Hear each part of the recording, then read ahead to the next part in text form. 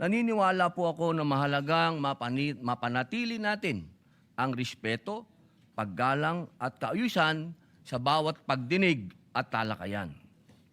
Ayon po sa ating rules, ang sabi po dyan, Section 93, Rule number 34, Unparliamentary Acts and Language. Ang sabi po dyan, acts and language which offend a senator or any public institution shall be deemed unparliamentary. Sa wikang Pilipino, ang mga kilos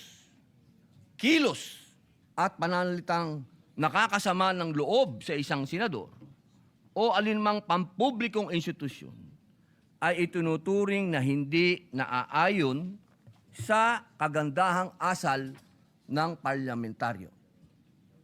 Malinaw po na sutuntunin na ito ng Senado na anumang kilos at pananalitang nakakasama ng loob sa isang senador o sa alinmang pagpampublikong institusyon ay hindi katanggap-tanggap.